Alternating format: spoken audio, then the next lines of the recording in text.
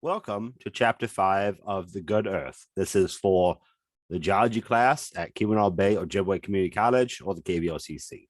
In Chapter 5 today, we'll be discussing earthquakes and the many ways this science interacts with the broad scope of earth science and geology. Contents of this lecture will go as follows. 1, experience an earthquake firsthand. If you've never done that before, what does it actually feel like? And then a bit about the science of ghost forests and megaquakes, followed by the harder geology conversation, faults, earthquakes, and plate tectonics. Go over a bit about seismic waves and earthquake detection. A quick about the measurement of earthquakes. You've probably all heard the Richter scale, right? A discussion on that. And then finally, earthquake hazards and earthquake hazards mitigation. So here we have a list of the human-told economic costs of selected recent earthquakes. And we're going to notice a lot of these numbers vary greatly. And hint, hint, nudge, nudge, see where we can make certain connections. Earthquake magnitude, of course, is the strength of the earthquake. Bigger the number, stronger the quake. Deaths, displaced, economic losses, location, date, those are all self-evident. So we can look at similar sized earthquakes like numbers 4 and 5 down there. A Northwest Ecuador earthquake of at magnitude 7.8 had 676 deaths and 30,000 displaced. But the same magnitude earthquake in Nepal had far more deaths and far more displaced. And then we can go down to Haiti, halfway down to 7.0, a weaker earthquake had massive amounts of death. So why do you think earthquakes of similar magnitude, again, a 7 to 7.8, have such a wide variety of impact? The Northwest Ecuador has very few deaths, very few displaced, very low economic cost.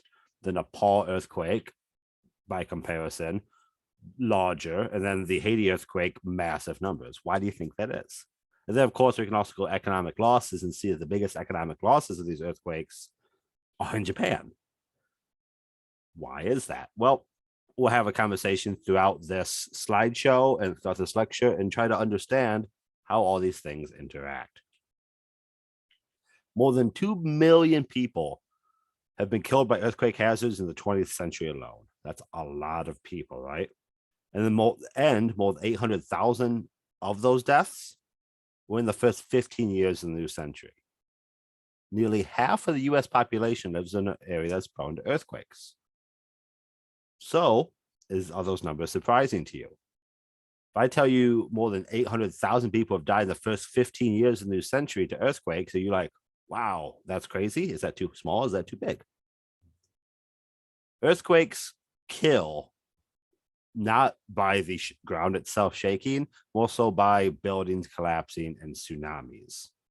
We'll get to how tsunamis, earthquake collapse, and buildings collapse later in this lecture. So let's look at earthquake here. Let's look at the March 11, 2011 Tohoku earthquake in Japan, the 4th largest earthquake ever recorded by humans. Has there been large earthquakes? Probably, but we haven't recorded them, so it's kind of hard to tell. This earthquake was off the east coast of Japan, and residents experienced shaking within minutes of the actual earthquake happening. But more important than the earthquake was, this is Japan, an island nation, right?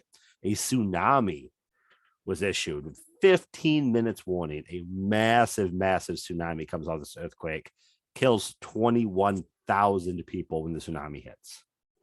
And again, think about this. You are told you have 15 minutes to go someplace away from the shore because a gigantic wall of water is coming at you. That's tough to do, right? Some people may have lived in buildings that take 15 minutes to run down. So here's a quote from someone about the earthquake we just talked about. The first thing that concerned me was that the river was running very rapidly out to sea. The second thing that concerned me was that it wasn't the only thing running fast. Many of the larger fishing boats were absolutely speeding out of the harbor. Certain people understood what was going on faster than others. So fishermen are probably well aware of earthquakes and tsunamis and how they go about because they experience them on a more regular basis. when you see the water rushing out into the ocean, you gotta wonder why. And again, if you can picture what a tsunami is, you can probably understand why the water would run rapidly out to sea. But we'll go into that more. The water began flowing back, reversing the river's flow. It was faster and faster than I'd ever thought possible. Those of us at the rec center watched helplessly as the water picked up an entire parking lot of cars on the pier and threw them into the building. And the water kept coming. Very scary, right? The earthquake that happened again was just outside of Japan. So Japan, of course, received the most energy. But to go over a little bit about this concept here, earthquakes are ridiculously powerful. It's literally the plates of the earth moving. So you have an entire continent or an entire tectonic plate of energy being traveled around. The earthquake in 2011 in Japan was so massive, 12 hours later, the water waves of that earthquake hit the United States. It was noticeable in the US 12 hours after it happened. And not like, oh, there was an earthquake, like the water itself in California, Oregon, Washington was affected. Not a massive tsunami, obviously, but something noticeable. The entire Pacific Ocean was affected by this earthquake. Massive. And let's compare that one to the famous Sumatra earthquake in Indonesia of 2004, third largest earthquake ever recorded. Again, this was off the west coast of Sumatra, but where Japan had short warnings, 15 minutes, right? Indonesia had no warning for lava resonance. The earthquake in Japan killed 21,000 people. The earthquake in Sumatra killed an entire digit more, 230,000 people. Again, very large earthquake in the Indian Ocean affected the entirety of the Indian Ocean at that time, but the results were much more tragic for human life.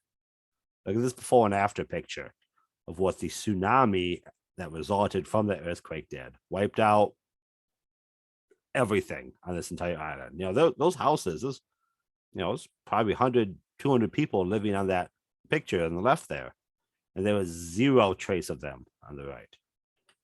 Earthquakes and tsunamis are absolutely devastating. Let's move on to ghost force and megathrust earthquakes. Here we have the ghost force in Alaska and along the coast of Washington. What is a ghost forest? Well, stands of dead trees in coastal marshes in, for example, Washington State, are very similar to trees killed in one of the largest earthquakes ever recorded up in Alaska. Big earthquake, right? The Washington trees perhaps were a signal of a past mega earthquake that happened before, right? We have forests in Alaska on the left here that resulted from this earthquake happening. And we have something on the right here that's very similar. These standing trees, dead where they stand, basically trees.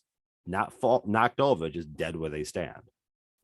So if we look at these trees in Washington, again, the stuff on the right there, those dead sticks, and we radiocarbon date them to find out that they died around 1700, could the thing that killed these trees and left them standing be an earthquake in a way similar to the trees on the left there in Alaska? Which is a conversation. Well, we know, again, if you remember the plate tectonics conversation from a few chapters ago, that the Juan Fuca plate and the North American plate have a subduction zone going on. They are running into each other, and the Juan Fuca plate is being subducted underneath North America. That's a lot of rocks rubbing and bumping against each other, right? So very earthquake prone area. Again, let's look at that circle there. The size of the rupture zone, the 2004 Sumatra earthquake, the one that did that to a city, that is right next to Vancouver, Seattle, and Portland. A mega earthquake is possible to happen when it feels like happening along the west coast of the United States. The stuff is there to make it go down. The Cascade subduction zone is approximately the size of the eruption zone of the 2004 Sumatra earthquake, as I said before. So, and the Cascadia subduction zone earthquake would have generated a tsunami if it had went down. Do we find evidence of the tsunami? Do we find evidence of ghost forests, like in Washington, resulting from the same thing that happened in Alaska, shown on the left there? Things dead where they stand because of the awesome power of an earthquake. Well, we can look at the deposits again. Nice solid geology here, right? We can look up over here in Chile and find a line of sand that corresponds very well with an earthquake that happened in the 1960s. And then we find that same line of sand all over the Cascadias, random sand deposit. Funny enough, just so happens to be the same thing as deposited by massive tsunamis. So we've seen, again, Chile in 1960, we have that in Cascadia. So we can connect these dots here, right? A tsunami-generated sand deposit discovered in the coastal marshes of the Pacific Northwest, very similar to 1960 Chile earthquake and 2004 Sumatra earthquake. Based on these hypotheses, we can make the prediction that a large earthquake happened in the northwestern part of the Americas around January 1700. Sweet. How do American scientists test this hypothesis? All right. So I say it every time. I'm going to say it here. I'm not going to do concept test surveys in these lectures. However, if you would like to pause and answer them yourself, you're more than welcome to.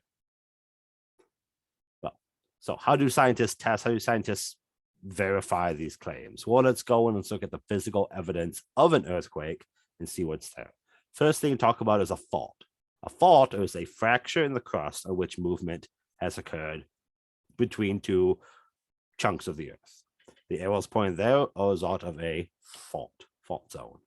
Here we have another picture, and then a cartoon in the bottom pointing out that line that you see, that lightly colored line running across, is actually a fault zone. Movement in the earthquake. I think this cartoon is a pretty good example of that. If you have two separate sections of crust, of tectonic plate, of continent, of rock, that are moving in different directions, again, remember plate tectonics, we talked about that in previous chapters. As they move, they will find a point to where they are moving against one another. If you put your hands together, right, like in front of you right now, as you watch this video, put your hands together, like you're clapping, and then move one hand down, the other hand up where they're touching. Eventually, if you add more pressure, your hands will break, right? That hand breaking is an earthquake. Where they actually break is the focus, and the plane of your hands that are sliding across one another is the fault zone, is the fault scarp in like actual geology terms. And that offset, as shown here, is what you're looking at those yellow arrows. If you rotate your hands so much that some parts of it move faster than others, you can have actually a really accurate depiction of what we're looking at here, where the blocks are moving at their own pace. You have offset in some zones and no offset in other zones. So go down the list of what we talked about here. Fault is that fracture in the crust. It is essentially a zone of weakness where an earthquake occurs, the place where the pressure breaks as the two pieces of rock are moving, usually due to tectonic activity. The focus is the location where the movement begins in the fault, and the epicenter is the point, as shown here, directly above the focus.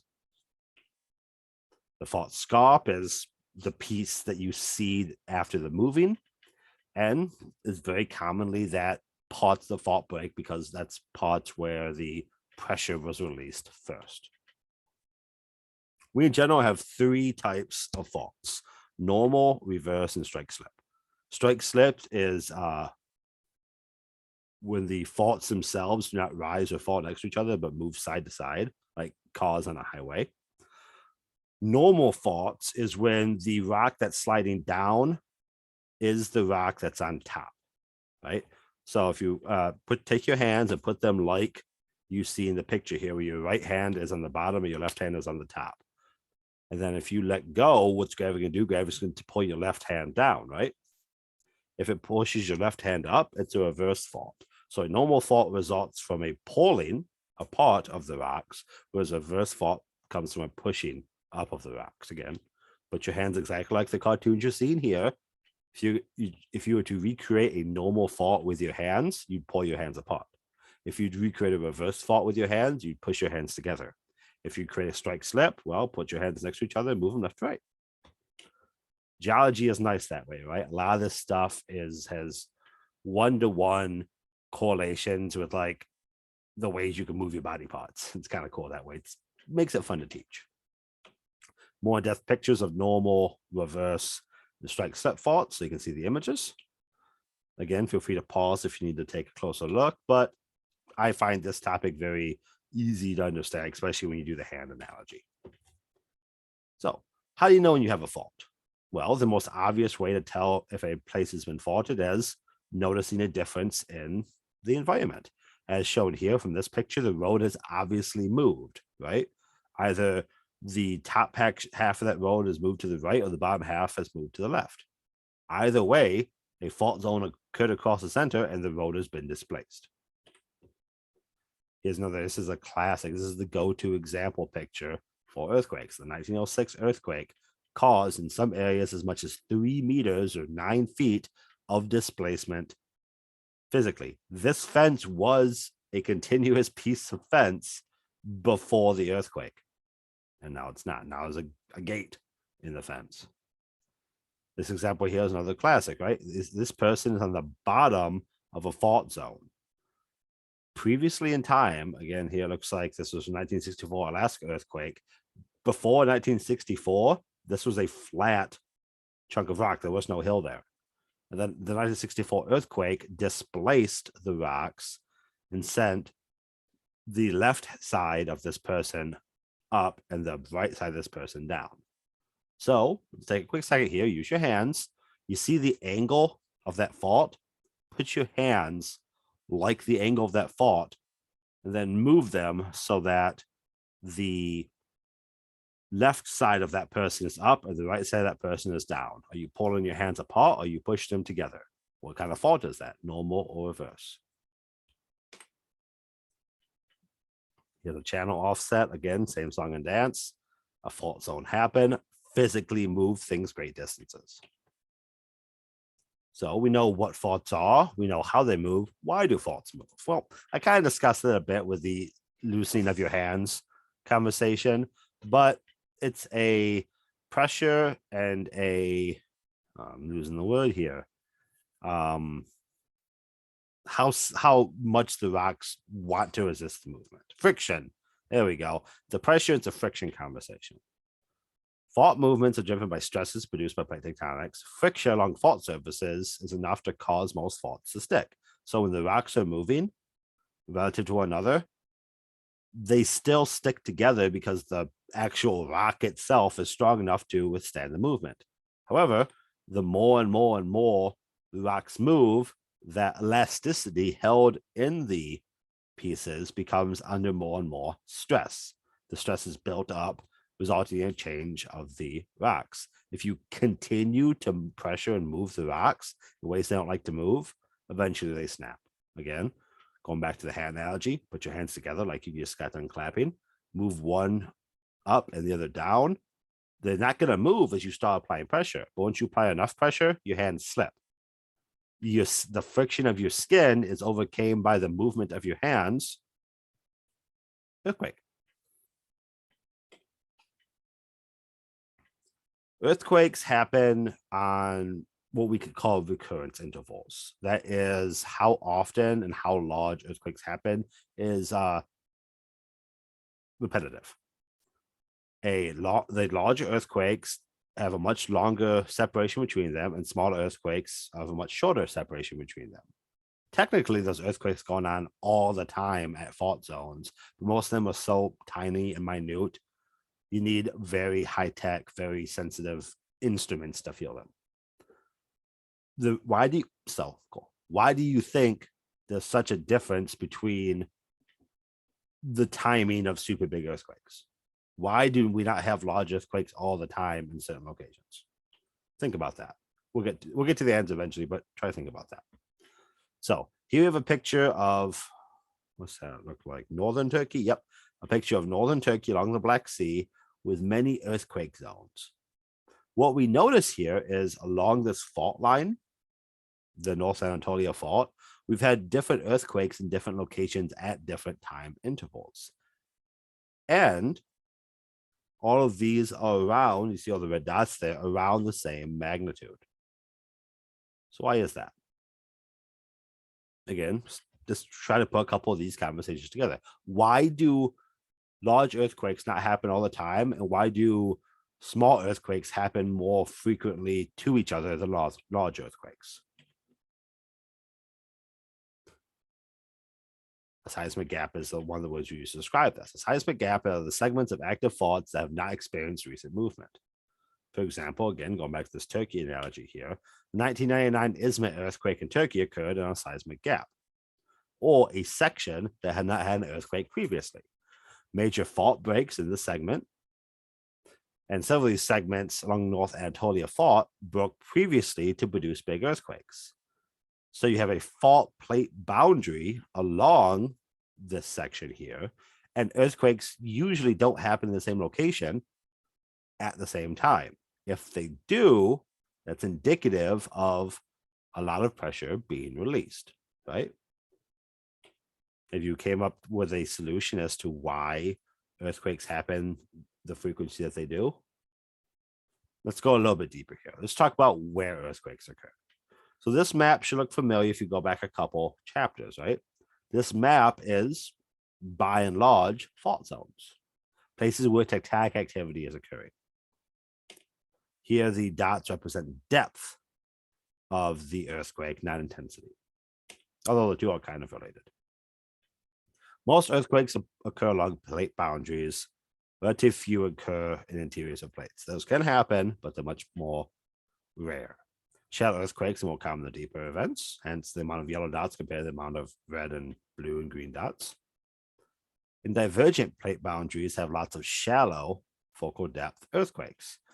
Not the Atlantic Mid-Atlantic Ridge system there going along the center of the Atlantic Ocean. Divergent plate boundary, right? Go back to your plate tectonics lecture. These are separated apart. You get a lot of earthquakes, but there are a lot of small earthquakes and there are a lot of shallow earthquakes, meaning not the rock isn't breaking literally deep into the earth. It's breaking near the surface of the earth. Larger earthquakes are found on convergent plate boundaries, such as talking about before the Cascadias or Sumatra or Japan. And these largest earthquakes, as I said, are associated with convergent plate boundaries. In the US, most earthquakes occur in California. Why is that? Well, we talked about that before, right? California is right on that line where the Pacific Ocean is running into North America, the Juan de Fuca plate, stuff like that. So California is right at the center of that. In fact, the plate boundary where North America and Pacific Ocean meet cuts through California. San Andreas Fault is on the east part of California. So when you hear jokes about California breaking off, well, those jokes have some legitimacy to them in a geologic sense. So circle back to Turkey. Why did all these earthquakes occur in very different locations? We're talking hundreds of miles apart in some instances at very different times, but all along the same fault zone. Have an idea? The idea you're thinking is probably correct, by the way.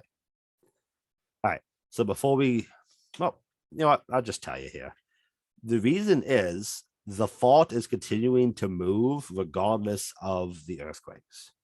So as these two, again, in this example here of Anatolia, as the Black Sea moves to the east and Turkey moves to the west, that movement's happening regardless of an earthquake. All the rocks are continuously being pressed. However, the point to where they snap, the earthquake happens, is the release of pressure in that area. Once it releases pressure, it starts to build pressure again. So that's why you have such a difference in when these earthquakes happened. If you look, even the two 7.3s right in the center there, Both happened in 1951. The earthquake released lots of energy very, very close to one another, and then didn't release energy again for another 6 years, some 400 miles away. So maybe, sorry, about 200 miles away. Interesting. So earthquakes are not the entire fault line snapping. Earthquakes are little teeny pieces here and there going off. When earthquake happens, it causes a seismic wave. A seismic wave is a vibration. When you're in high school physics, you played with slinkies, right? P waves and S waves and stuff like that, primary and secondary waves. That's what goes on with earthquakes as well. The actual shaking is a seismic wave traveling through the earth. We read the shaking of these seismic waves on what's called a seismograph.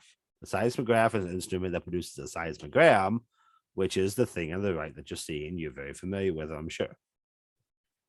A seismogram records the physical movement, the physical displacement of the earth underneath the instrument. So those lines, how big those lines are, is actual movement of the earth. The larger the line, the larger the movement. And here we have examples of P waves, S waves, and surface waves. Long story short, P waves are the first waves that show up. They're the highest velocity. S waves are the second waves that show up, primary, secondary. And surface waves are, well, waves that travel along the surface. They're the longest to show up. So if you have a station near the earthquake, it's going to hit the P, the S, and surface waves very quickly. The further away you go, the longer it takes the waves to hit. And since S waves are slower than P waves, travel velocity, and surface waves are slower than S waves and P waves, travel velocity, you have time lag between them. The P wave and the S wave are very close here. The P wave and the S wave are very far away here. And then, as I said before, surface waves are the slowest of all. Within surface waves, you do have two different wave types, Raleigh and Love waves. And these are the things that actually cause the destruction and the tsunami waves and stuff like that. Raleigh waves are a circular motion, i.e. the particles, if you will, the rock is moving up and down as the wave propagates left to right in this example, causing literally an up-down bouncing. A love wave is the rock is moving side to side as the wave travels. So you have an up and down motion and a side to side motion causing the destruction that we see, like a big shaking of everything, right? Here we have the primary and secondary waves that we talked about before. The primary waves are the faster ones, 4 to 6 kilometers per second in crust. Secondary or shear waves, S waves, are slower, about 3 to 4 kilometers in crust. And again, the main difference between these two, besides, or actually related to the velocity, is the way they travel. And a picture does a much better job than the text here. This is an example of a primary wave. Again, you should remember this from high school physics. You take the slinky and you push it towards something, and you'll see the compression and expansion of the slinky as the energy travels back and forth. So in essence, the energy and the displacement are in the same direction. This is the faster mode of transportation. Shear wave or secondary wave is perpendicular. So when you snap the slinky, you're going to notice that the energy moves along the slinky, but the slinky is displaced up and down depending on how you snapped it. The energy still travels, but the shear wave, the energy travels slower. And we can use this difference in velocity of waves to calculate locations.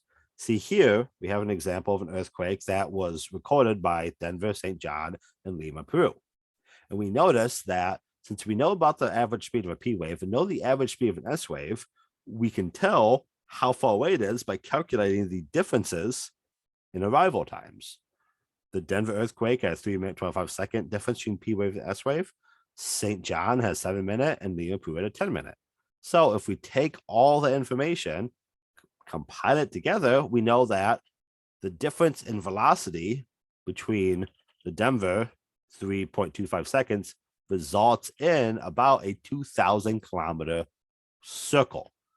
It takes the earthquake would be about 2,000 kilometers away for the P wave and S wave difference to be exactly that. But then that leaves you with an issue of, okay, there's a lot of stuff 2,000 kilometers away from Denver, right? Cool.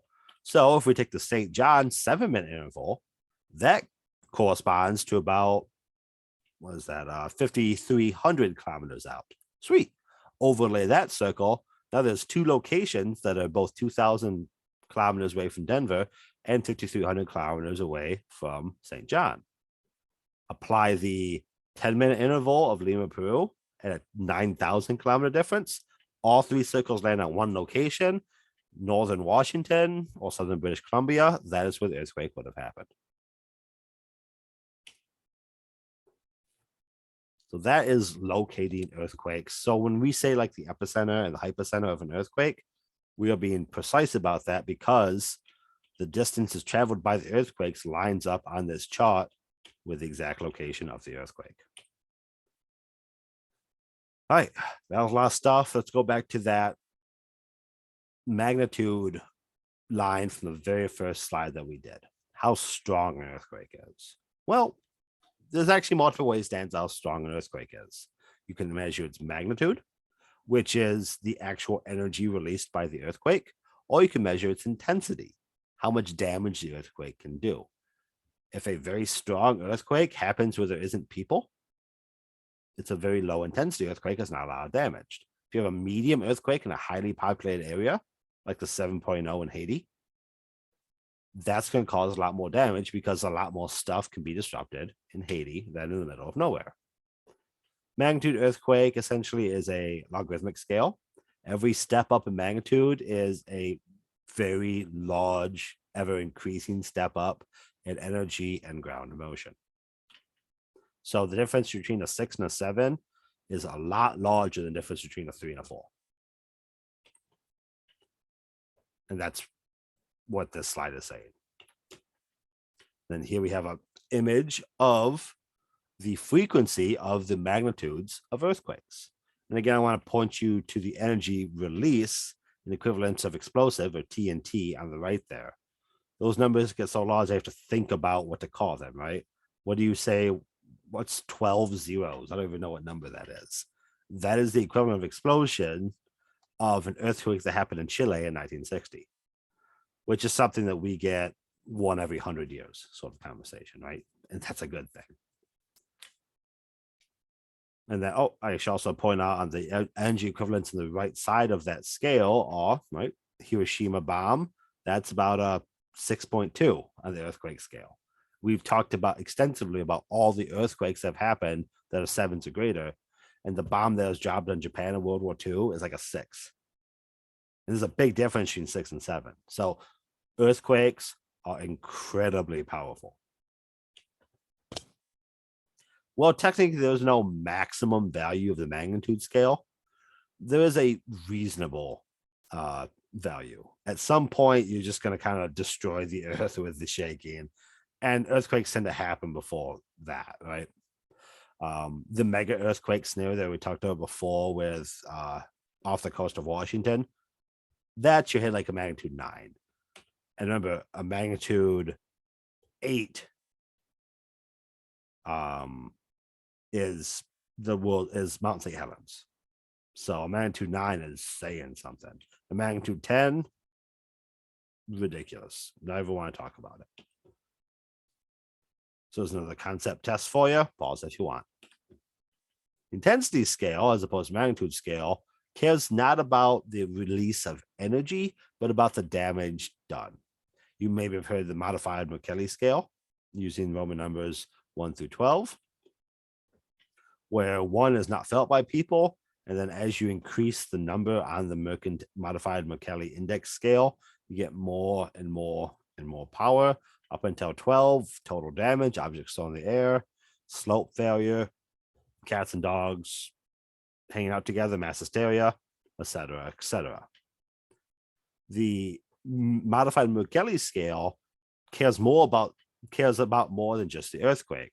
For example, the modified Mercalli scale cares about population density, building codes, ground material, distance from earthquake. Here's a fantastic example of a Los Angeles earthquake. I think this is one from like 1982. I think this is the World Series one, if I remember correctly.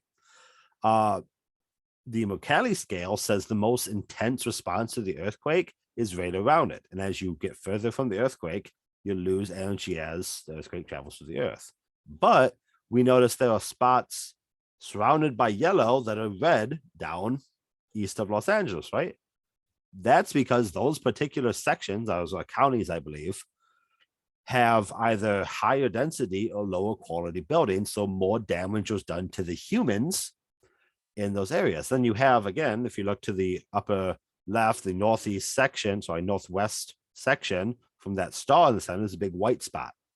Probably because no one lives there, so no damage was done. And then also on that same note, you can see little blue splotches surrounded by the yellow as well. Very light damage because there's either not a lot of people living there or is more prepared to deal with the earthquake.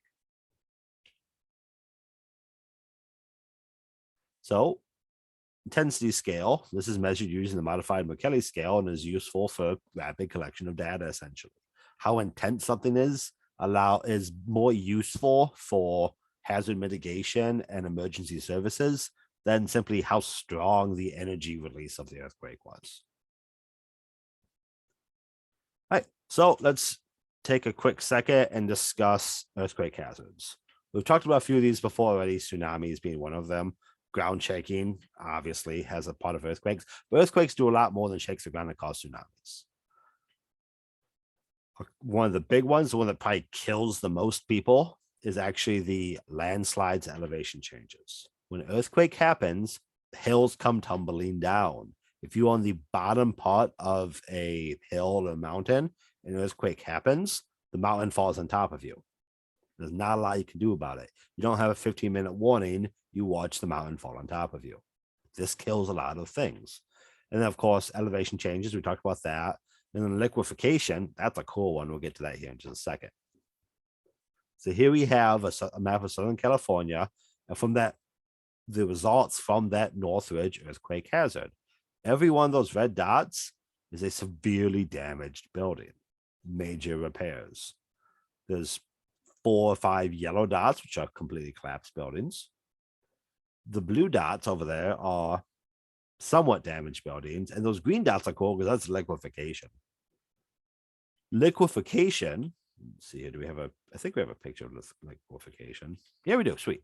I'm just gonna skip right ahead to this one. Liquefaction is when you shake the ground so much that it becomes, as I said there, liquid-like.